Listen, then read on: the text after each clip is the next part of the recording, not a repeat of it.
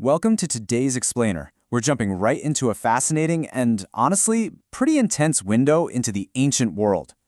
We're looking closely at the legal and military structures of ancient Israel as documented in the Book of Numbers, specifically chapters 30 and 31. We're talking about a society driven entirely by absolute, unbreakable oaths and, well, totally uncompromising warfare. Now you have to understand, back then, the spoken word carried absolute gravity. It wasn't like today where we casually say, "I promise." If a man made a vow to the Lord, that was an unbreakable, binding bond on his very soul. The decree was completely literal. He absolutely could not break his word.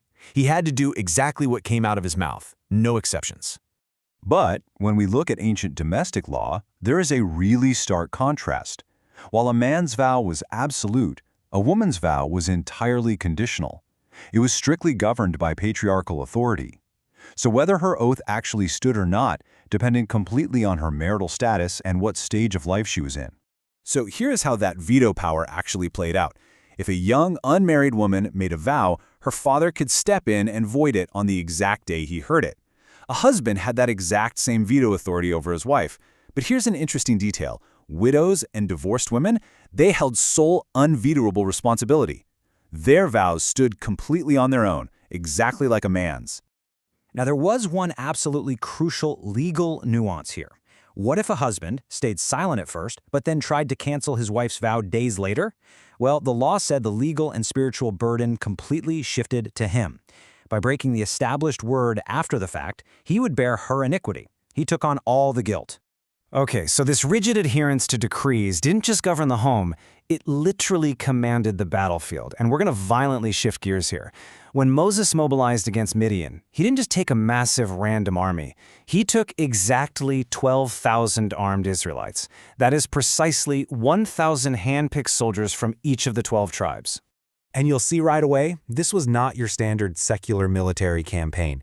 This was seen as a divinely ordered retaliation. Moses sent Phinehas, the priest's son, to lead the charge. So right alongside their conventional weapons, they actually carried holy instruments and sacred trumpets straight into the battle to sound the alarm. The historical text really doesn't pull any punches when describing the brutal reality of ancient warfare. The Israelite forces slew all the Midianite males, their 5 kings, and Balaam the son of Beor. They took the women and little children captive, seized all the flocks and goods, and then literally burned every single city and castle straight to the ground. Total destruction. Following all that devastation, the campaign wrapped up with some incredibly intense organization. All those human captives and material spoils, they weren't just scattered to the wind. They were brought directly back to Moses, Eleazar, and the congregation, delivered centrally to the camp at the plains of Moab, right by the Jordan near Jericho. So what does this all mean for us? Look at the raw, stark realities we've just covered. How did these uncompromising decrees of the spoken word in the home, right alongside the absolute harshness of ancient warfare, actually shape the foundations of early human civilization? Understanding these rigid laws gives us a totally different perspective on the raw realities of early human governance. Thanks so much for joining me for this explainer.